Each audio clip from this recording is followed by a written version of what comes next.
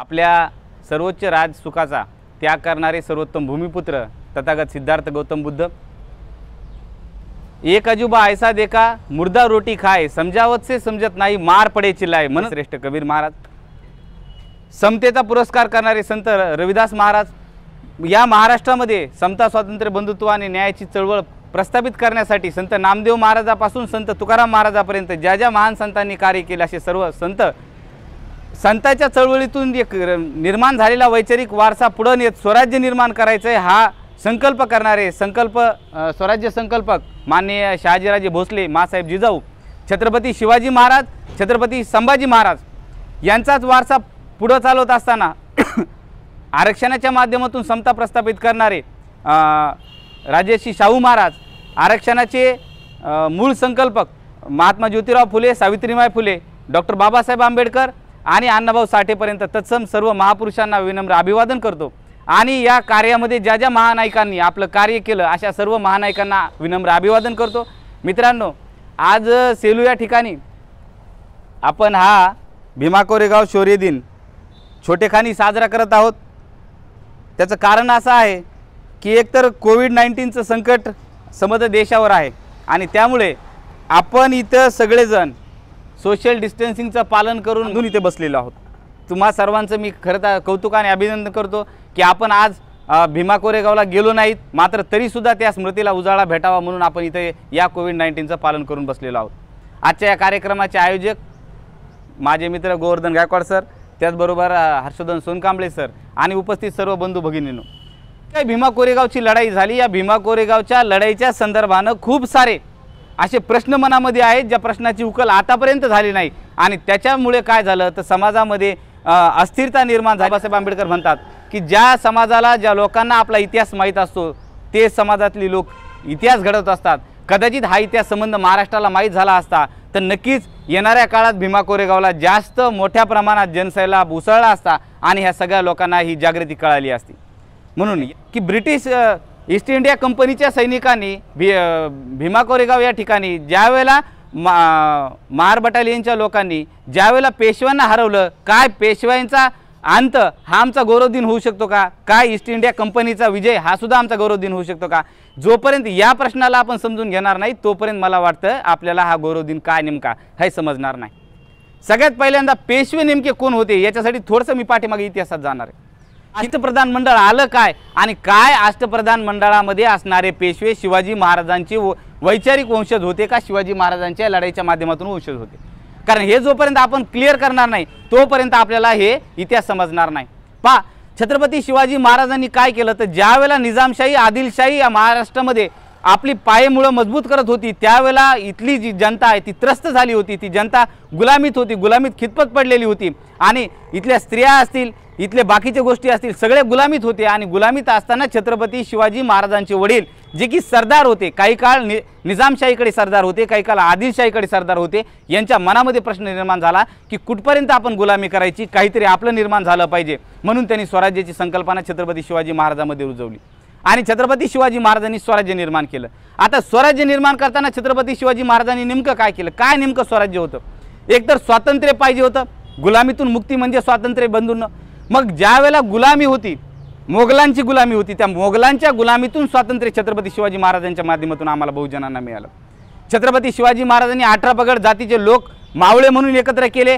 जात शब्दाला तोडून त्यांनी मावळा शब्द आणला आणि मावळा शब्द आणल्यानंतर छत्रपती शिवाजी महाराजांनी या 18 पगड जातीच्या मावळ्यांना एकत्र केलं आणि 18 पगड जातीच्या मावळ्यांना एकत्र केल्यानंतर जातीची धर्माची कवाडं तोडून सगळ्यांना एकनिष्ठतेचा विचार दिला की आपल्याला स्वराज्य निर्माण करायचं आहे, आपलं राज्य निर्माण करायचं आहे। आणि मग दऱ्याखोऱ्यातून, या सिंधू घाटीतून, डोंगराच्या पायथ्याशीहून, अमावस्येला, पौर्णिमेला अशा मोठ्या पद्धतीने संघर्ष करत छत्रपती शिवाजी महाराजांनी राज्य निर्माण केलं। राज्य निर्माण केल्यानंतर छत्रपती शिवाजी महाराजांना गरज भासली ती म्हणजे तोपर्यंत राजा होत नाही जोपर्यंत त्याचा राज्याभिषेक होत नाही। आणि मग राज्याभिषेक करताना काय अडचणी आल्या आता हे आपण सगळ्यांनी छत्रपती शिवाजी महाराजांचा राज्याभिषेक पाहिलेला आहे। मग राज्याभिषेकाच्या वेळेला समस्या निर्माण झाल्या आणि महाराष्ट्रातल्या कोणत्याही ब्राह्मणाने छत्रपती शिवाजी महाराजांना सांगितलं की आम्ही तुमचा राज्याभिषेक करू शकत नाही, कारण तुम्ही वंशानं शूद्र आहात, वर्णानं शूद्र आहात आणि शूद्राचा राजा होणं मनुस्मृतीला किंवा कायद्याला, धर्म कायद्याला मान्यता नाही। मग त्यावेळेला छत्रपती शिवाजी महाराजांना गागा भट्टाला बोलावं लागलं आणि तो पण डाव्या पायाच्या अंगठ्याने राज्याभिषेक झाला। ही गोष्ट इतकी भयंकर होती की हा आनंदाचा क्षण जरी असला तरी जिजाऊच्या मनामध्ये हे दुःख सलत गेलं आणि जे राज्याभिषेकाच्या 12व्या दिवशी त्यांचं निधन झालं। आणि छत्रपती शिवाजी महाराजांचा राज्याभिषेक सुद्धा काही अटीवर झाला। त्यातली एक अट होती की अष्टप्रधान मंडळाची निर्मिती झाली पाहिजे। आणि मग शिवाजी महाराजांना तर राजा म्हणून आधी घोषित करायचं होतं। त्यांनी ठरवलं की नंतर काय करायचं यांचं बघून घेऊ, पण पहिल्यांदा ते ही अट पूर्ण करण्यासाठी अष्टप्रधान मंडळ नेमलं आणि त्याच्यामध्ये 5 ब्राह्मण आणि 3 बहुजनाचे लोक निवडले। मग 5 जे ब्राह्मण निवडले, या ब्राह्मणामधून भविष्याच्या काळामध्ये 5 मध्ये एक माणूस मोठा झाला आणि त्याचं नाव झालं 5चा प्रमुख म्हणून त्याचं नाव झालं पेशवा।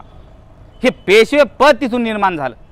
जी पेशवाई बुडवली आपण म्हणतो, तर ते पेशव्याची सुरुवात कुठून आहे हे मी तुम्हाला थोडक्यात सांगण्याचा प्रयत्न करत आहे। छत्रपती शिवाजी महाराजांनी जातीची कवाडे किती तोडली होती याचं एक छोटं उदाहरण देतो। रायनाक या महाराला छत्रपती शिवाजी महाराजांनी रायगडाचा पहिला किल्लेदार केलं होतं। हे इतकं प्रचंड मोठं काम छत्रपती शिवाजी महाराजांनी केलं होतं। छत्रपती शिवाजी महाराजांनी शस्त्र हातात दिली, शस्त्रबंदी असणाऱ्या लोकांच्या।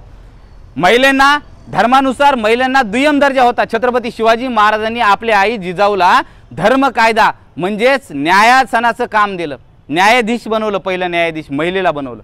इतकं मोठं काम छत्रपती शिवाजी महाराजांनी केलं। धर्मानं सांगितलं आरमार निर्माण करू नका, पण छत्रपती शिवाजी महाराजांनी आरमार निर्माण केलं। आजही तुम्हाला आठवत असेल की आपण जर एखाद्या दिवशी अमावस्येच्या रात्री जर बाहेर पडायला लागलो तर आपल्या घरचे म्हातारी माणसं म्हणतात आज पुन्हा अमावस्या आहे, अमावस्याला बाहेर जाऊ नको। तुम्हाला आता अनुभव आला का नाही माहीत नाही, पण आपल्याला वेस ओलांडू देत नाहीत, अमावस्येच्या दिवशी बाहेर जाऊ देत नाहीत।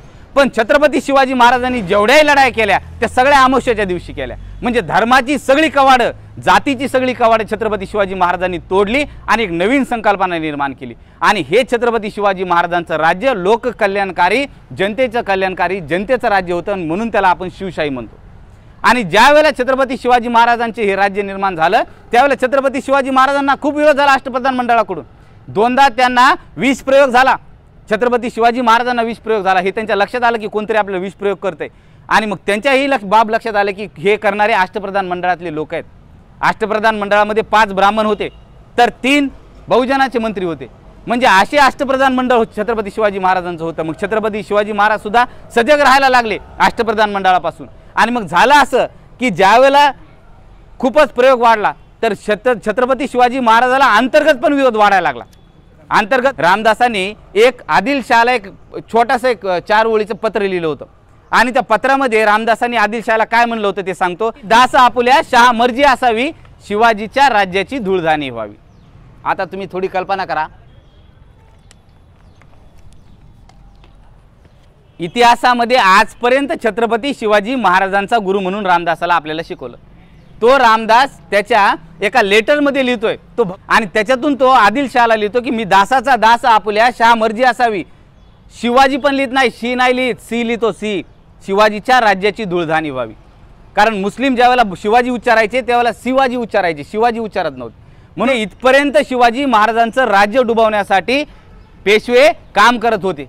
स्वतः रामदासांनी ते लिहिलेलं आहे। ज्यावेळेला छत्रपती शिवाजी महाराजांचा घातपात झाला, शिवाजी महाराजांना जहर देण्यात आलं, शिवाजी महाराजांना अवघ्या वयाच्या 50व्या वर्षी गुडघ्याचा रोग झाला असं सांगून शिवाजी महाराजांचं निधन झालं। त्यांना विष प्रयोग झाला आणि विष प्रयोगामधून अष्टप्रधान मंडळाने सगळ्या गावापर्यंत खबर कळवली। संभाजी महाराज त्यावेळेला उपस्थित नव्हते। संभाजी महाराज नंतर महाराष्ट्रात आले, संभाजी महाराजांना खबर कळली आणि संभाजी महाराजांनी काय केलं तर आपली गुप्तचर यंत्रणा वापरली आणि संभाजी महाराजांनी आपल्या गुप्तचर यंत्रणेच्या माध्यमातून नेमकं कुणी छत्रपती शिवाजी महाराजांचा घातपात केलाय त्याची नावं बाहेर काढली आणि संभाजी महाराजांनी त्यांना हत्तीच्या पायाखाली सगळ्या जनतेदेखत चिरडलं। ही खूप भयंकर गोष्ट होती। अण्णाजी दत्तो नावाच्या अष्टप्रधान मंडळातल्या व्यक्तीला छत्रपती संभाजी महाराजांनी हत्तीच्या पायाखाली देणं आणि शिक्षा करणं ही ब्राह्मणासाठी खूप भयंकर गोष्ट होती। आणि ब्राह्मणाला छत्रपती संभाजी महाराजांचा धक्का बसला, कारण आतापर्यंत सांगत होते ब्रह्महत्या पाप आहे आणि म्हणून ब्रह्महत्या केली तर पाप लागतं, म्हणून आतापर्यंत छत्रपती शिवाजी महाराजांनी ब्रह्महत्या कधी केली नाही। मात्र संभाजी महाराजांनी एखाद्या ब्राह्मणाला हत्तीच्या पायाखाली जनतेच्या दरबारासमोर चिरडणं म्हणजे त्यांच्यामध्ये एक भीती निर्माण झाली आणि त्यांनी ठरवलं की संभाजीला पण खतम करून टाकायचं। परंतु संभाजी महाराज इतके बलशाली होते, इतके चतुर होते, इतके विद्वान होते की संभाजी महाराजांची स्वतःची एक आपली एक सिस्टीम होती। आणि म्हणून हे करत असताना पेशव्यांनी एक आणखी पत्र शहजादा अकबराला लिहिलं। मी पेशव्यांचं आणि छत्रपती शिवाजी महाराजांच्या राज्याचं नातं समजून सांगायलो म्हणजे आपल्याला पुढच्या प्रश्नाची उकल मला करून द्यायची। ज्या वेळेला पेशव्यांनी औरंगजेबाचा मुलगा अकबर शहजादा अकबराला एक पत्र लिहिलं आणि ते पण पत्र प्रिंटेड आहे, आजही ते पत्र अवेलेबल आहे। त्या पत्रात त्यांनी लिहिलं की संभाजीला ठार मारा, महाराज सुद्धा शब्द लिहिलेला नाही त्याच्यात, संभाजीला ठार मारा आणि संभाजीला मारल्यानंतर आम्ही रायगडावर तुमचं स्वागत करू। म्हणजे रायगडाच्या गादीवर कुणाला बसू? अकबराला बसू। जे पेशवे छत्रपती शिवाजी महाराजांच्या गुलामीत होते, पदरी चाकरी करायचे, जे पेशवे अष्टप्रधान मंडळात आल्यानंतर इतके मुगरूर झाले की संभाजी महाराजाला मारा म्हणून त्यांनी अकबराला पत्र दिलं। पण अकबर हुशार होता, अकबराने थोडीशी चाणाक्ष बुद्धीनं विचार केला। का? कारण अकबर ज्यावेळेला साताऱ्यात एकदा आला होता तर शहजादा अकबराला साताऱ्यात आल्यानंतर अडचणी निर्माण झाल्या आणि अडचणी झाल्यानंतर संभाजी महाराजांनी त्याला मदत केली होती आणि संभाजी महाराजांनी ते 4 दिवस राहिला, 4ही दिवस संभाजी महाराजांनी संरक्षण पुरवलं, 4ही दिवस संभाजी महाराजांनी अन्नधान्य त्याला पुरवलं। म्हणजे वैरच्या ठिकाणी, परंतु दुसऱ्या राजाचा मुलगा आपल्या राज्यात आल्यानंतर आपलं काहीतरी त्याला उत्तरदायित्व लागतं। अतिथी देवो भव ज्या पद्धतीने आहे त्या पद्धतीने संभाजी महाराजांनी त्याला मदत केली आणि म्हणून शहजादा अकबराला ही गोष्ट आठवली की ज्या संभाजीने आपल्याला मदत केली त्यालाच मारण्यासाठी पेशवे आपल्याला पाठवत आहेत, म्हणून हा नाकारला आणि अकबराने सांगितलं की आम्ही तुम्हाला कोणती मदत करणार नाही। म्हणजे पेशव्यांचं काय चाललं होतं शिवाजी महाराजांच्या राज्यात यावरून तुम्हाला लक्षात येईल की काय पेशवे छत्रपती शिवाजी महाराजांच्या कायद्याला शिवशाहीला पुढे नेऊ इच्छित होते या प्रश्नावरून आपल्याला लक्षात येईल। आणि नंतरच्या काळामध्ये संभाजी महाराजाला पकडण्यात आलं आणि संभाजी महाराजाला पकडून दिल्यानंतर औरंगजेब क्रूर होता, औरंगजेबाच्या माध्यमातून यांनी काय केलं तर संभाजी महाराजाला पकडून दिल्यानंतर औरंगजेबाच्या माध्यमातून यांनी संभाजी महाराजा हाल अपेष्टाने छळ केला। शूद्राने संस्कृत वाचली म्हणून शूद्राची जिभा छाटली पाहिजे, मनुस्मृतीने सांगितलं, संभाजी महाराजांसोबत तेच झालं। शूद्राने संस्कृत वाचलं, कानामध्ये शिसं टाकलं पाहिजे, हेच झालं। संभाजी महाराज तिथं कानामध्ये शिसं टाकलं, शूद्राने संस्कृत लिहिली म्हणून त्याचे हात कलम केले पाहिजे, असंच झालं म्हणून संभाजी महाराजांचे हात कलम झाले, संभाजी महाराजांसोबत छळ झाला। संभाजी महाराजांच्या निधनानंतर छत्रपती शिवाजी महाराजांच्या कल्याणकारी राज्याचं रूपांतर वेगळ्या राज्यामध्ये झालं, शेत सारा वसूल झाला। शिवशक छत्रपती शिवाजी महाराजांच्या जन्मानं सुरू व्हायचा तो शिवशक बंद केला पेशव्यांनी आणि फसली शक सुरू केला। आता फसली शक कुणाचा होता? फसली शक मोगलांचा होता। जर पेशवाईच्या रूपानं छत्रपती शिवाजी महाराजांचंच पुढे राज्य जर चालवत असते तर काय त्याने शिवशक बंद केला असता? त्यांनी फसली शक सुरू केला असता। त्यांनी शेतसारा, महाराजांनी सांगितलं शेतसारा वसूल करू नका, मात्र मोठ्या प्रमाणात मग शेतकऱ्यावर दडपण टाकून शेतसारा वसूल केला जायचा। मोठ्या प्रमाणात पेशवाईमध्ये महिलांची आबरू लुटल्या जायची। छत्रपती शिवाजी महाराजांची राजधानी रायगड होती, मात्र संभाजी महाराजांच्या निधनानंतर रायगडचं रूपांतर पुण्यामध्ये करण्यात आलं। मग जर पेशवाई छत्रपती शिवाजी महाराजांच्याच राज्याला पुढे नेत होती तर शिवाजी महाराजांच्या राजधानीचं रूपांतर का केलं? असे अनेक प्रश्न आहेत आपल्यासमोर बांधवांनो। आणि मग तिथे केल्यानंतर लाल किल्ल्याचं रूपांतर नंतर शनिवार वाड्यात करण्यात आलं। हे सगळे प्रश्न आहेत ज्यावरून आपल्या लक्षात येतं की छत्रपती शिवाजी महाराजांचं लोककल्याणकारी राज्य कुठेतरी लयास गेलं होतं आणि त्या राज्याला पेशव्यांनी हस्तगत केलं आणि प्रमुख या नात्याने ते स्वतः चालवायला लागले। 1761ला ज्यावेळेला पानिपत झालं, इतिहास लिहिणारे जे असतात इतिहास त्या पद्धतीने लिहिला जातो। एकदा काय झालं, एकदा मुंबईमध्ये एक उदाहरण समजून सांगतो मला। एकदा मुंबईमध्ये काय झालं, मुंबईमध्ये एक एक्झिबिशन भरलं, मोठं एक्झिबिशन भरलं आणि त्या एक्झिबिशनमध्ये चित्र असे ठेवले। त्या चित्रामध्ये असं दाखवलं की एक वाघ आहे, त्या वाघाला एक माणूस कापतोय, वाघाला बसून कापतोय, त्याच्या डोक्यावर बसून कापतोय। ही जंगलापर्यंत ही मग माहिती गेली की खूप चांगला चित्रकाराने याने असं पत्रक एक्झिबिशन भरवलंय आणि भरवल्यानंतर वाघापर्यंत गेली की म्हणले महाराज ते असा एक मनुष्य आहे, म्हणले तुच्छ मनुष्य, आणि त्याने असे चित्र काढले। मग आता वाघाला क्युरियासिटी झाली, काल्पनिक उदाहरण, क्युरियासिटी झाली आणि वाघ सुद्धा जंगल सोडून शहरात आला, मुंबईत आला, तसे लोक सैरावया पळायला लागले आणि पळत असताना मग वाघ त्या एक्झिबिशनच्या हॉलमध्येच गेला, ज्या ठिकाणी ते मोठ्या ठिकाणी एक्झिबिशन भरलं होतं, प्रदर्शन भरलं होतं, त्या प्रदर्शनच्या हॉलमध्येच गेला आणि हॉलमध्ये गेल्यानंतर वाघ म्हणला की याचा पेंटर कोण आहे, मला त्याला भेटायचं। तर पेंटर तर भाऊ लपून पडला बसला होता। मग पेंटरला बोलवण्यात आलं की ते वाघाने बोलवले तुला म्हणून। पेंटर आला, थरथर कापायला लागला। वाघ म्हणला बाबा तू अशी कशी पेंटिंग बनवली, या पेंटिंगमध्ये तू काय दाखवलंस किंवा मी खाली पडलोय आणि एक माणूस मला कापतोय वरी बसून, कसं शक्य आहे? तर तो म्हणला मला माफ करा म्हणला महाराज, परंतु मला जसं वाटलं मी तसं बनवलं। वाघ म्हणला जर तुझ्या जागी मी असतो तर मी असं दाखवलं असतं की तू खाली झोपलेला आहेस, तुझा गळा मी फाडतोय। म्हणजे इतिहास जे लिहिणारे जे ते त्यांच्या व्ह्यूने इतिहास लिहितात, आपला व्ह्यू असतो त्याच्यामध्ये। आणि म्हणून जेवढा काही बखरकार निर्माण झाले, ह्या बखरकारांचं लिखाण तुम्ही कल्पना करा ना, लिहिण्याचा अधिकार कुणाला असेल? त्यांनी इतिहास लिहिला। आणि म्हणून या बखरकारांनी त्यांच्या पद्धतीने इतिहास लिहिला आणि त्या इतिहासामध्ये 2 उदाहरण सांगतो कसा लिहिला बाबा इतिहास पा. पेशव्यांचे आटकेपार झेंडे, आटक या ठिकाणी लढाई जिंकली म्हणून ती पेशव्याच्या नेतृत्वात जिंकली म्हणून शब्द काय आला, पेशव्याचे आटकेपार झेंडे, 7वीला इतिहास आहे. आणि पानिपत मात्र कुणाचं झालं, पानिपतमध्ये लढाई हारली तर पानिपत झालं मराठ्यांचं, मराठ्यांचे पानिपत म्हणजे हारले ते मराठे, जिंकले की पेशव्यांचं नेतृत्व, हारले की मराठ्यांचं नेतृत्व. आणि म्हणून पानिपतच्या युद्धामध्ये सुद्धा पेशवाच लढायला होता आणि पेशवा लढला मात्र पानिपतला हारले. हारल्यानंतर साताऱ्यामध्ये एक प्रतिक्रिया आली. साताऱ्यामध्ये ताराराणी महाराणी होत्या त्यावेळेला साताऱ्यामध्ये, आणि साताऱ्यामध्ये ताराराणी गादीवर बसल्या होत्या आणि कुणीतरी खबर सांगितली की आपलं मराठा साम्राज्य पेशव्याच्या नेतृत्वामध्ये पानिपतला हारलं. महाराणी जोराने हसल्या आणि म्हणल्या बऱ्या झालं, जुलमी पेशवे हारले. हे सुद्धा मराठी विश्वकोशमध्ये महाराष्ट्र शासनानं प्रिंट केलेलं आहे.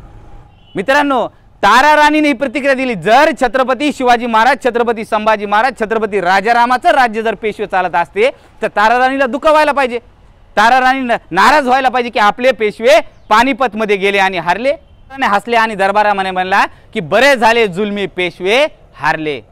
ज्या काळात प्रतापसिंग महाराजाला पा मी मगाशी थोडंसं हे झालं, राजाराम म्हणलो, प्रतापसिंग महाराजाला साताऱ्यामध्ये, प्रतापसिंग महाराज लहान असताना नजर कैदेत ठेवलं. जर राजाला नजर कैदेत पेशवे ठेवतात तर काय राजाचा राज्यकारभार पेशवे चालत होते. म्हणून जी छत्रपती संभाजी महाराजांनंतर जुलमी व्यवस्था निर्माण झाली याच्यामध्ये पहिल्यांदा तर शिवशक बंद केला, पहिल्यांदा शिवशक बंद केला, फसली शक सुरू केला, शिवाजी महाराजांची राजधानी बंद केली, रायगडचा कारभार बंद केला आणि पुण्याला आणला. लाल किल्ल्यावरून जे राज्यकारभार चालायचा तो सुद्धा बंद केला आणि त्यांनी शनिवार वाड्यावर केला. त्या शनिवार वाड्यावर नर्तकी ठेवल्या, नाचायला महिला ठेवल्या. लाड म्हणून या गोपाल लाडांनी पुस्तक लिहिलं, पायपोस किमतीचे पेशवे, पायपोस किमतीचे पेशवे अर्थात मराठ्यांचे दासीपुत्र. हे पुस्तक पहा, 25 आण्याला पुस्तक होतं, महात्मा ज्योतिराव फुलेंच्या काळात लिहिलेले सत्यशोधक लाड आहेत ते, त्यांनी ते पुस्तक लिहिलं. एक तर तो स्त्रीलंपट होता आणि दुसरी महत्त्वाची गोष्ट म्हणजे तो पळकुटा होता.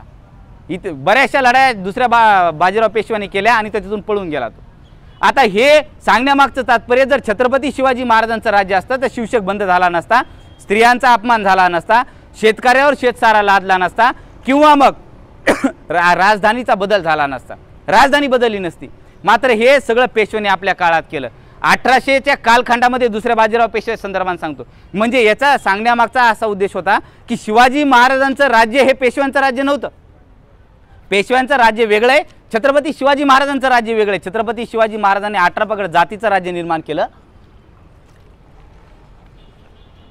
मात्र पेशव्यांनी 18 पगड जातीचे जे लोक छत्रपती शिवाजी महाराजांसोबत लढले, जसं रायनाक महार छत्रपती शिवाजी महाराजांच्या राज्यामध्ये शौर्य गाजवलं म्हणून त्याला रायगडाचा पहिला किल्लेदार केलं शिवाजी महाराजांनी. त्या काळात तुम्ही कल्पना करा, अस्पृश्यता भारतामध्ये होती, शिवाजी महाराजांच्या काळातही होती, परंतु जातीची कवाड छत्रपती शिवाजी महाराजांनी किती तोडली होती ती अक्षरशः ज्या प्रवेशद्वारापासून प्रवेश करायचा आहे त्या प्रवेशद्वारावरच अस्पृश्य माणसाला उभं केलं. त्यानंतर दुसरं नागनाथ महाराजांना एक शौर्य गाजवलं, त्यानं त्या एका लढाईमध्ये खूप शौर्य गाजवल्यामुळे छत्रपती शिवाजी महाराजांनी त्याला तलवार दिली आणि विदर्भामध्ये त्याला पाटीलकी दिली. आजही आपण विदर्भामध्ये गेलो तर आजही बौद्ध लोक विदर्भामध्ये पाटील आहेत, त्यांचं आडनावच पाटील आहे. त्याचं कारण आहे नागनाथ महाराज छत्रपती शिवाजी महाराजांनी तलवार देऊन ते इनाम दिले होते गावं. सांगायचं तात्पर्य एवढं की छत्रपती शिवाजी महाराजांनी इतका प्रचंड विचार केला. एकदा काय झालं की एका देवीच्या मूर्तीची प्रतिष्ठापना चालू होती आणि त्याची पालखी निघाली. पालखी निघाल्यानंतर सगळ्याच लोक खांदा द्यायला लागले. इवन छत्रपती शिवाजी महाराजांनी मुस्लिम मावळ्यांना सुद्धा खांदा द्यायचं काम लावलं आणि रस्त्याच्या कडेला काही अस्पृश्य लोक उभे होते आणि ती पालखी समोर समोर निघाली, वाजत गाजत निघाली. महाराज स्वतः पायी चाललेत आणि चालत असताना महाराजाची एक गोष्ट लक्षात आली की अरे हे का थांबले, तुम्ही मध्ये या ना. शिवाजी महाराजांनी त्यांना सांगितलं तुम्ही मध्ये या, आमच्यासोबत चला. ते म्हणले नाही महाराज, मायबाप आम्ही जर मध्ये आलो तर सगळा विटाळ होईल. महाराज म्हणले हे काय विटाळ काय, तर ते म्हणले जर आम्ही आलो तर देव बाटेल म्हणले. तितक्यात पुरोहित पळत आला, म्हणला महाराज हे नाही जमणार, हे असं केलं तर धर्म बुडेल, देव बाटेल. महाराज म्हणले तुम्ही इकडे या, तो तुमचा धर्म का काय कधी बाटतो ते नंतर बघू, पण तुम्ही पालखीला खांदा द्या, मी राजा सांगतोय तुम्हाला. तरी महाराज लोकांची हिंमत होय ना, लोक म्हणाले नको नको महाराज आमच्यामुळं कशाला. महाराज म्हणले ज्या दगडाला डोंगरावरून तोडून इथपर्यंत आणलंय ते कुणाच तरी वडऱ्याच्या हातातून आलेले असतील दगड. ते दगड उचलून आणले, महाभयंकर दगड देवीची मूर्ती स्थापना करण्यासाठी. त्या दगडाला छन्नीनं आणि हातोड्यानं यांनी फोडला असेल त्यावेळेला ह्या देवीला विटाळ झाला नाही का. कालखंडामध्ये मोठी घटना होती की इथपर्यंत छत्रपती शिवाजी महाराजांनी विचार केला, त्या छत्रपती महाराजांच्या संभाजी महाराजांच्या निधनानंतर सूड घ्यायचं काम पेशव्यांनी केलं। संभाजी महाराजांची अंत्यविधी का केला याचा सुद्धा त्यांच्या डोक्यामध्ये सूड होता आणि त्यांनी एकदम अस्पृश्यता घट्ट करून टाकली। इतकी घट्ट केली की अस्पृश्य माणसानं रस्त्यावर फिरू नये, अस्पृश्य माणसानं बाहेर निघायचं असेल तर 12 वाजता निघलं पाहिजे। पेशवाईच्या काळात अस्पृश्यता आली, आमच्या कमरेला झाडू किंवा गळ्यामध्ये गाडगं कधी आलं तर त्यावेळेला आलं, छत्रपती शिवाजी महाराजांच्या काळात तलवार होती आमच्या हातात आणि मग ती इतकी घट्ट केली आणि जाती जातीला एकमेकापासून तोडून टाकलं। जे 18 पगड जातीला छत्रपती शिवाजी महाराजांनी एकत्र आणलं त्या जातीला तोडून टाकलं आणि सांगितलं की तुकारामाचे अभंग वाचायला सुद्धा बंदी आणली पेशव्यांनी, तुकाराम महाराजांचे अभंग वाचायला बंदी आणली आणि सांगितलं की आता जे नियम आजपासून लागू होतील तेच नियम तुम्हाला पाळावे लागतील। आणि मग ही जुलमी सत्ता आली, त्या जुलमी सत्तेमध्ये अस्पृश्य बांधव भरडले गेले। हे राग अस्पृश्य बांधवांच्या मनामध्ये होता। हे सांगण्यासाठी रायना गेला, बाजीराव पेशव्याकडे रायना गेला आणि सांगितलं की म्हणला महाराज हे जे काय आमच्या सोबत करतायत हे करू नका, आम्ही शूरवीर लोक आहोत, आमच्या हातात छत्रपती शिवाजी महाराजांनी तलवार दिली होती, आम्हाला सैन्यामध्ये घ्या। तो म्हणला ह्यापासून कायदा तयार झाला, ह्या कायद्याला आता बदलता येणार नाही।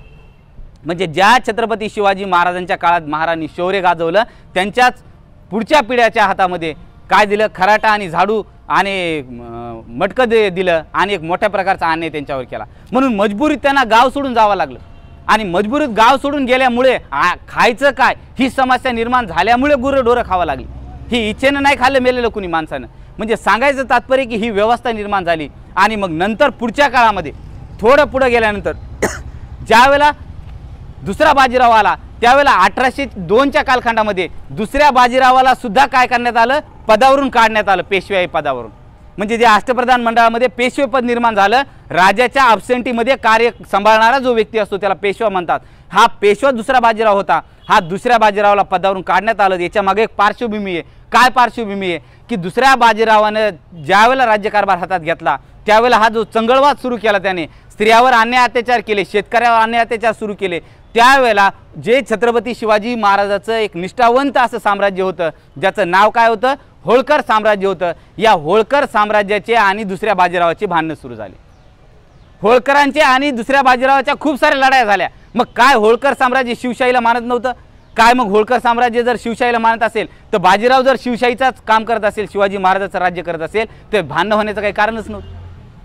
त्यानंतर शिंदे घराणं, शिंदिया आजचं शिंदिया, त्या शिंदे घराण्याचे सुद्धा महाजी शिंदेचे वंशज सुद्धा खूपदा बाजीराव पेशवेसोबत लढले, त्यांचा सुद्धा खटकाव निर्माण झाला। कारण त्या बाजीराव पेशव्याची जी रणनीती होती, पॉलिसी ह्यांना मान्य नव्हती, कारण ह्यांनी स्वतः शिवाजी महाराजांची पॉलिसी पाहिली होती। आणि म्हणून ह्या सगळ्या गोष्टीचा विचार करता दुसऱ्या बाजीराव पेशव्याला पदावरून काढण्यात आलं आणि काढल्यानंतर त्याचाच दत्तक भाऊ, त्याला एक दत्तक घेतलेला भाऊ होता, त्याचं नाव होतं अमृतराव पेशवे। त्या अमृतराव पेशवेला पदावर बसवलं आणि अमृतराव पेशवेला जसं पदावर बसवलं एक भयंकर गोष्ट झाली। छत्रपती शिवाजी महाराजांचं राज्य स्वातंत्र्याचं राज्य होतं, कुठेही छत्रपती शिवाजी महाराजांनी कॉम्प्रोमाइज केलं नाही, स्वातंत्र्य निर्माण केलं, भले किल्ले गेले ते चालतील। मात्र जसं दुसऱ्या बाजीराव पेशव्याला त्या पदावरून काढलं, दुसरा बाजीराव पेशवा सरळ निघून गेला कुठं, बॉम्बे इन्फंट्रीच्या कंपनीकडे। त्यावेळेला ईस्ट इंडिया कंपनीचं राज्य होतं। एक लक्षात घ्या, इंग्रजांचं राज्य भारतात 1857च्या नंतर आलं।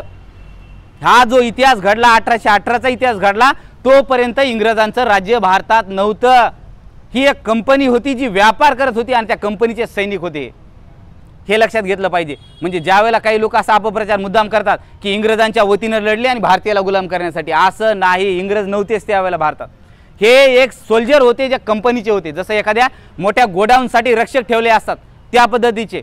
आणि मग ज्यावेळेला ईस्ट इंडिया कंपनीकडे गेला बाजीराव आणि ईस्ट इंडिया कंपनीसोबत वसई या ठिकाणी तह घडून आणला, दुसरा बाजीराव पेशवा।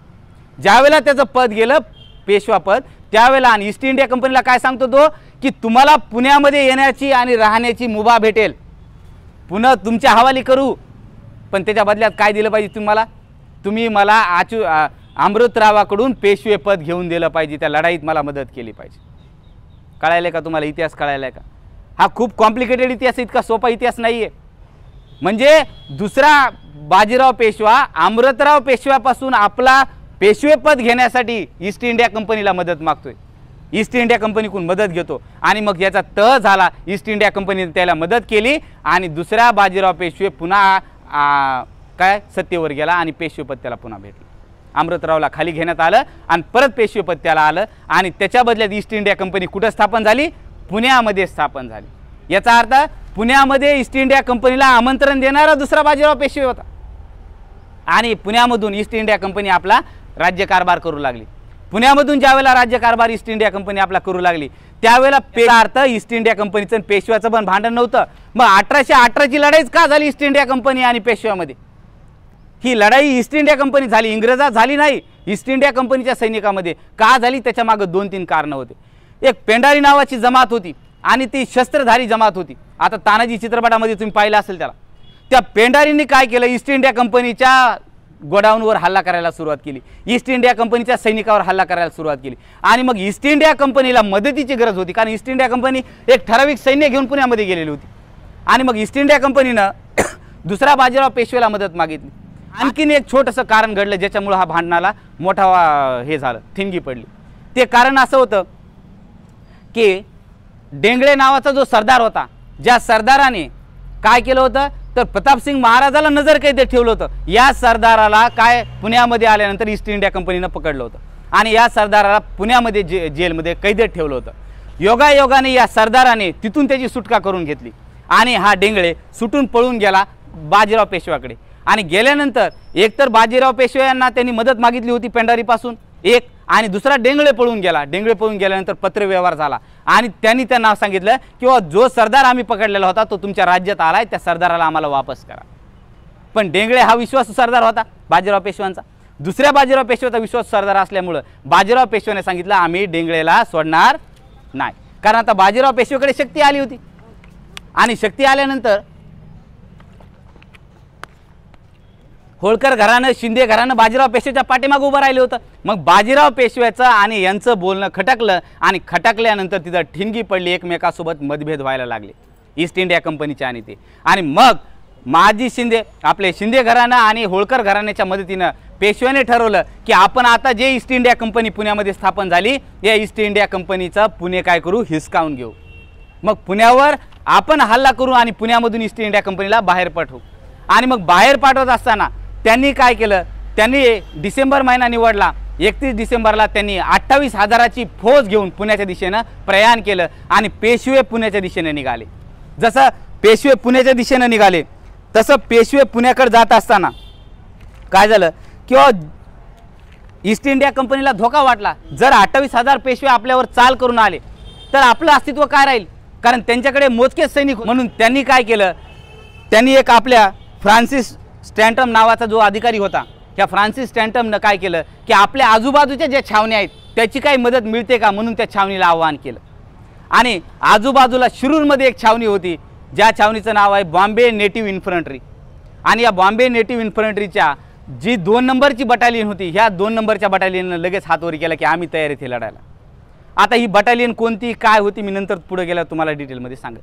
मग ज्यावेळेला ही बॉम्बे नेटिव्ह इन्फंट्रीची 2 नंबरची बटालियन ही शिरूरला होती, शिरूरपासून चालत निघाली, 54 मैल अंतर आहे हे सगळं, 54 मैलाचं अंतर पार करून ही रात्रभर चालत निघालेली, जेवण नाही पोटामध्ये आणि 28,000चं सैन्य आपल्या ईस्ट इंडिया कंपनीच्या शेजारी आलेले, लवकरात लवकर लगबगीनं आपल्याला जावं लागेल आणि कधी युद्ध होऊ शकते, कधी पेशव्यांचं सैन्य ईस्ट इंडिया कंपनीचा ताबा घेऊ शकते, ही ज्यावेळेला भीती निर्माण झाली त्यावेळेला हे पायी निघाले, जेवण नाही रस्त्यानं, शक्ती नाही शरीरामध्ये, पायी चालत राहिले 12 तास अंतर हे पायी काटत होते।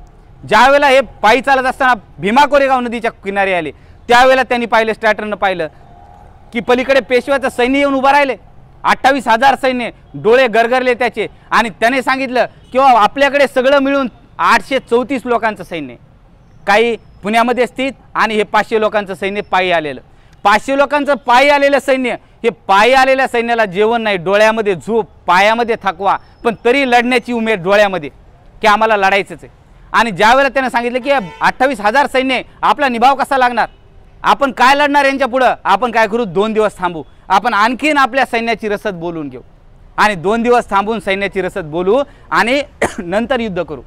त्यावेळेला सिद्धनाक जो सेनापती होता, हा 500 बटालियनचा सेनापती सिद्धनाकनं सांगितलं की म्हणले स्टॅटम आम्हाला घेणं देणं नाही, आम्ही इतकेच कापी आहोत आम्हाला 28,000 सैन्य दिसते, परंतु जो हमारी आंखों में अंगार है वो एक दिन का अंगार नहीं। हम जो आंखों में अंगारे लेके यहाँ तक पैदल आए हैं वो एक दिन के अंगारे नहीं है, ये हजारों सालों से हमारी जो गुलामी उन्होंने की है वो गुलामी के अंगारे है। तुम्हाला लढायचं तर लढा, नाही तर नका लढू, मात्र आम्ही लढायचं ठरवलंय। लढाई म्हणल्यानंतर काही सैनिक धास्तावून गेले आणि काही सैनिकांनी ठरवलं की आपल्याला लढाई लढायची नाही, आणि त्यावेळेला बॉम्बे नेटिव्ह इन्फंट्रीचे काही सैनिक माघार झाले। इवन स्ट्रॅटम सुद्धा माघार फिरू लागला, कारण स्ट्रॅटमने सांगितलं की आपल्याकडे शस्त्रास्त्र नाही आहेत, एवढ्या तुटपुंज्या शस्त्रास्त्रावर 28,000 सैनिकाचा आपण, त्याच्यामध्ये घोडदळ आहे, त्याच्यामध्ये पायदळ आहे, तोफखाना आहे, यांचा निभाव कसा करणार? आपल्याकडे तर फक्त आणि फक्त 250चं घोडदळ आहे आणि बाकीचे सगळे पैदल आहेत, मग आपण याचा निभाव कसा करणार, काय करणार? आणि तरी सुद्धा ह्यांची लढण्याची इच्छा होती। स्ट्रॅटम हातात झाला आणि बाजूला जाऊन थांबला। दुसऱ्या दिवशी म्हणजे त्याच दिवशी लढाईला सुरुवात झाली, आणि जशी लढाईला सुरुवात झाली, पहाटच्या प्रहरी ही लढाई सुरू झाली। भीमा नदीच्या काठावर कमी पाणी होतं आणि लढाईला सुरुवात झाली, आणि लढाईमध्ये जसा सैनिक येईल तसं छाटायचं काम सुरू झालं। जसं एखाद्या झाडाला एखादी कापणी करत असताना छाटावं, तितका प्रचंड मनात राग घेऊन हे सैनिक त्याला छाटत होते। या भूक नव्हती, जेवण नव्हतं, पायामध्ये शक्ती नव्हती, परंतु या डोक्यात व्यवस्थेचा राग होता, ज्या रागाने हे पुढे निघाले होते आणि ते छाटायला सुरुवात केली त्यांनी। एक एक छाटत असताना पहिली जी तुकडी आली, त्या पहिल्या तुकडीचा देसाई नावाचा जो काही सरदार होता, बाजीराव पेशवेचे काही निवडक सरदार होते, बापू गोखले हा एक सरदार होता त्याचा आवडता, त्यानंतर देसाई एक होता त्याचा आवडता सरदार, आणि हा डेंगळे एक त्याचा आवडता, 3 सरदारावर त्याचं सैन्य चालायचं, आणि त्यातला एक देसाई सरदार पहिल्या तुकडीला घेऊन आला होता। ह्या सगळ्या बटालियनच्या लोकांनी, 834 लोकांनी त्या सरदाराच्या पर्यंत सगळ्याला छाटायला सुरुवात केली, आणि खबर झाली की सरदार मेला, सरदार मेला, सरदार मेला। तसं सैन्य पळायला लागलं, 2000 लोकांची तुकडीचं सैन्य पळायला लागलं, आणि बाकीचं सैन्य तिथंच होतं, ते सैन्य तिथंच होतं, आणि त्या सैन्यानं पाहिलं की हेच सैन्य वापस पळायला लागले। म्हणजे हे प्रचंड क्रूर लोक दिसायले, ज्यांच्यासोबत आपण लढायला लागलो, हे आपला निभाव लागणार नाही। बाजीराव पेशवेने हे समजलं की आपला सरदार त्यामध्ये मेला, आता 2च सरदार राहिले। स्वतः बाजीराव पेशवे हा का शक्तिशाली नव्हता, त्यानं जसं पाहिलं की देसाई सरदाराला कापल्या गेले, तो सुद्धा पळायला लागला आणि सगळं सैन्य रिवर्स पळायला लागलं। आता इतिहासामध्ये इतकंच मांडलेलं आहे, परंतु जे विदेशी हिस्टॉरिकल आहेत, विदेशी लेखक आहेत, त्या विदेशी लेखकांनी इतिहास पूर्ण मांडला, आणि भारतामधले जे लेखक आहेत त्या भारतातल्या लेखकांनी इतकंच मांडलं की पहिल्या तुकडीची हार झाल्यानंतर हे सैन्य वापस गेलं आणि लढाई करायचं नाही असं ठरलं, आणि म्हणून त्याच्या विजय स्तंभ यासाठी निर्माण झाला की जे सैनिक मेले त्या सैनिकाचे 49 मेलेले सैनिक आणि 24 मृत्युमुखी पडलेले सैनिक यांच्यासाठी स्तंभ बांधला। परंतु असं झालं नाही, त्याचे रेफरन्स देतो मी तुम्हाला पुढे गेल्यानंतर, की ज्या वेळेला हे सैन्य पळायला लागलं त्यावेळेला दुसऱ्या तुकडीचं नेतृत्व करणारा बापू गोखले पळायला लागला, आणि सिद्धनाथ घोड्यावर बसला आणि बापू गोखलेचा पिछा करायला लागला। आता पहा, ते सैन्य घोड्यावर आहे, पायदळ आहे, तो पण आहे, आणि यांच्याकडे फक्त 250 घोडदळ आहे, बाकीचे पैदल सैनिक आहेत, तरी ते पळून त्याचा पाठलाग करायला लागले आणि पकडायला लागले। सिद्धनाथ बापू गोखलेच्या पाठीमागे पळायला लागला, बापू गोखले हैराण झाला, पुढे पुढे पळायला लागला, कारण सिद्धनाथनं बाकीच्याला सोडून दिलं, फक्त बापू गोखलेला धरलं, आणि एका तुकडीचं नेतृत्व रायनाग करायला लागला, एका तुकडीचं नेतृत्व सिद्धनाथ करायला लागला आणि पळायला लागला। घोडा बापू गोखलेचा पुढे, सिद्धनाथचा मागं, पळता पळता पळता पानचा रस्ता माहित आहे तुम्हाला खेड्यामधला, ह्या पानचा रस्ता आला, सैन्य इकडे पळू लागलं, बापू गोखले पांदीमध्ये घुसला। बापू गोखलेला वाटलं आपण जर पांदीत घुसलो तर हे सैनिकाच्या पाठीमागे पळेल, आपल्या पाठीमागे पळणार नाही, पण सिद्धनाथच्या डोक्यामध्ये एवढे काही व्यवस्थेच्या विरोधात अंगारे तयार झाले होते की त्यानं ठरवलं होतं की एकेकाला कापल्याशिवाय सोडायचं नाही आपल्याला, आणि सिद्धनाथ सुद्धा पांदीमध्ये घुसला। घोडा पुढे पांदीमध्ये बापू गोखलेचा, सिद्धनाथचा पाठीमागे घुसता घुसता बापू गोखलेला काय वाटलं की बापू गोखलेनं पांदीमध्ये उडी मारली। आता पांदीत काटे असतात हे तुम्हाला माहिती आहे, आपण खेड्यातले असल्यामुळे प्रचंड काटे अंगात घुसतील हे त्याला माहित होतं, पण तरी जीव वाचेल एवढ्या भीतीने त्यानं उडी मारली। सिद्धनाथनं क्षणाचा विचार न करता आपली तलवार काढली आणि त्याच्या पाठीमागे लगेच पांदीमध्ये उडी मारली। जसाच तो बापू गोखले पांदीत पडला, सिद्धनाथ सुद्धा त्याच्या पोटामध्ये तलवार घालत स्वतःही पांदीत पडला। म्हणजे आपल्या अंगावर काटे येतील, आपल्याला काटे टोचतील, आपण या पांदीत पडल्यानंतर काय होईल याचा क्षणाचा विचार केला नाही, कारण हे सगळं जे काय घडलं होतं हे छत्रपती शिवाजी महाराज, छत्रपती संभाजी महाराजांच्या नंतर जी पेशवाई आली, ह्या पेशवाईने जे अस्पृश्याचे हाल केले हा प्रचंड राग सिद्धनाथच्या मनात होता, आणि हा सिद्धनाथ तो राग काढण्यासाठी त्या बापू गोखलेला मारत होता, आणि सिद्धनाथनं बापू गोखलेला मारून टाकले। बापू गोखले मेल्यानंतर झालं असं की सैन्य सगळं पळालं, आणि दुसरा बाजीराव पेशवा विदर्भात पळून गेला, त्याचा आतापर्यंत थांग पत्ता लागला नाही, कुठेही इतिहासात रेफरन्स नाही। तो विदर्भात गेला एवढा मात्र रेफरन्स आहे, विदर्भात पळून गेला, त्याच्यानंतर त्याचं राज्य काय झालं माहीत नाही, आणि पेशवाई या ठिकाणी एक 1 जानेवारी 1818ला समाप्त झाली। आता काही प्रश्न आहेत जे पत्रकामध्ये सरांनी टाकलं मुद्दाम, की प्रश्न असे की नेमकी ही लढाई कुणाच्या मध्ये झाली। तर ही लढाई झाली बॉम्बे, जी काही आपल्या इंग्रजांची ईस्ट इंडिया कंपनी होती, त्या ईस्ट इंडिया कंपनीचं जे सैनिक होतं बॉम्बे नेटिव्ह इन्फंट्री, त्या नेटिव्ह इन्फंट्रीच्या सैनिकामध्ये आणि पेशव्यामध्ये झालं। कारण आणि म्हणून छत्रपती शिवाजी महाराजांच्या मावळ्यामध्ये आणि ह्यांच्यामध्ये अशी डायरेक्ट लढाई इंग्रजांमध्ये झाली नाही। इंग्रज त्यावेळेला भारतात आलेच नव्हते। 1857च्या उठावाच्या नंतर इंग्रजांनी भारतात राज्यसत्ता घेतली, म्हणजे तोपर्यंत बॉम्बे नेटिव्ह इन्फंट्रीचे लोक भारतामध्ये होते। 1 2 नंबर की हे ज्या वेळेला चालू होतं लढाई, त्या लढाईमध्ये जे काही 500 महार बटालियनचे लोक बोलवण्यात आले, जे शिरूरमधून बोलवण्यात आले, ह्या महार बटालियनच्या लोकांची जी बटालियन आहे त्याचं नाव आहे महार बटालियन, पण या महार बटालियनमध्ये बहुसंख्य अस्पृश्य जातीचे लोक होते, म्हणून त्याला महार बटालियन हे नाव देण्यात आलं। कारण महार शूरवीर होते आणि छत्रपती शिवाजी महाराजांच्या राज्यामध्ये सुद्धा त्याने शूरत्व दाखवलेलं होतं, म्हणून इंग्रजांनी त्यांना निवडलं होतं याच्यात। आणि त्याच्यामध्ये लिंगायत होते बॉम्बे नेटिव्ह इन्फंट्रीमध्ये 100 मराठा लोक होते।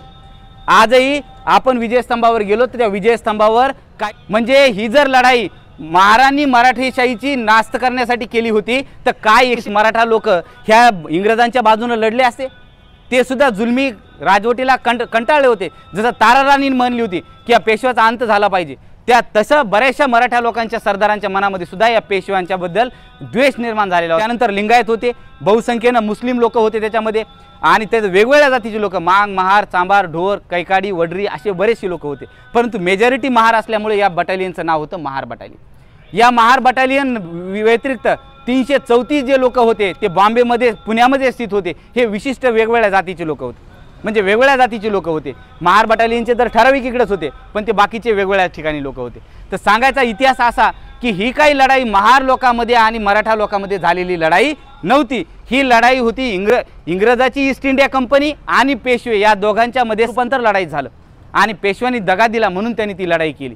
तर या लढाईचं हे इतकं महत्त्व मोठं होतं की या 1 जानेवारी 1818ला पेशव्याचा अंत झाला, आणि पेशव्याचा अंत झाल्यानंतर तुम्ही कल्पना करा पेशव्याच्या अंताला इतकं महत्त्व राष्ट्रपिता महात्मा ज्योतिराव फुलेंनी दिलं की आपण त्याच्यावर विचार केला नाही, तर्क केला नाही।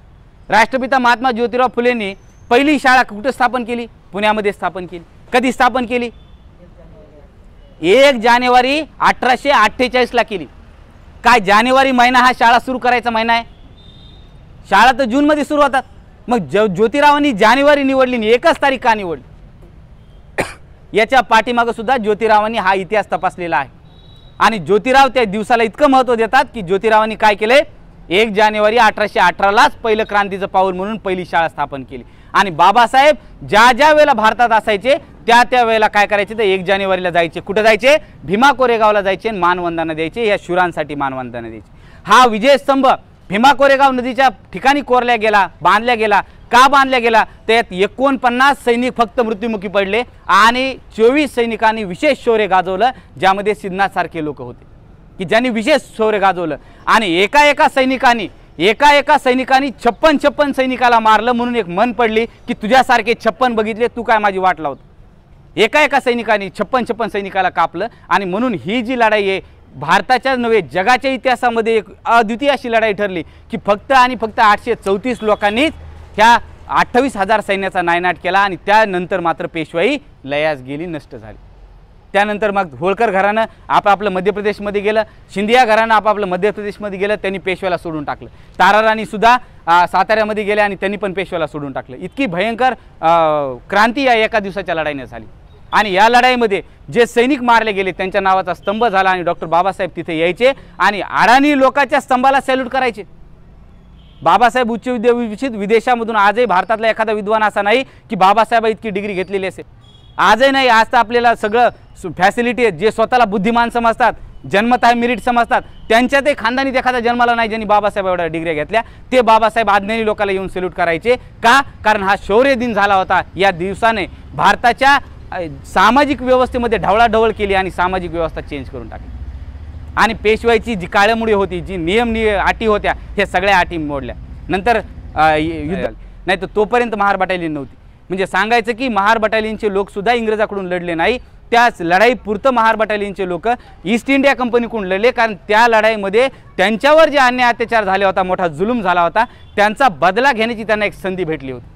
तर हे सगळं आपण समजून घेतलं पाहिजे बांधवांनो. त्या विजयस्तंभाला आपणही गेलं पाहिजे. त्या विजयस्तंभावर जे नावं कोरलेली आहेत ती नावं आपणही वाचली पाहिजे. त्या ठिकाणी आयुष्यातून एकदा तरी आपण जाऊन त्या ठिकाणी मानवंदना दिली पाहिजे. आज या कार्यक्रमाच्या निमित्तानं आपण हा छोटेखानी कोविड आपण जागर करतोय विचाराचा, आपण विचारासाठी एकत्र आलेलो आहोत आणि आपण हा भीमा कोरेगावचा इतिहास प्रबोधनाच्या माध्यमातून समजून घेत आहोत. म्हणून आजचा जो कार्यक्रम आयोजित केला हे आयोजकांचे आभार मानतो आणि त्याचबरोबर येणाऱ्या काळात सुद्धा आपण भीमा कोरेगावला गेलं पाहिजे, हा इतिहास समजून सांगितला पाहिजे. 18 पगड जातीच्या बहुजन समाजाच्या लोकांपर्यंत जाऊन हा इतिहास समजून सांगितला पाहिजे आणि त्यांनाही सत्य इतिहास माहीत झाला तर तेही भीमा कोरेगावला येतील, त्यांनाही घेऊन गेलं पाहिजे अशी अपेक्षा व्यक्त करतो आणि इथं थांबतो. धन्यवाद. जय जिजाऊ, जय शिवराय, जय मूलनिवासी, जय अण्णा, जय भीम.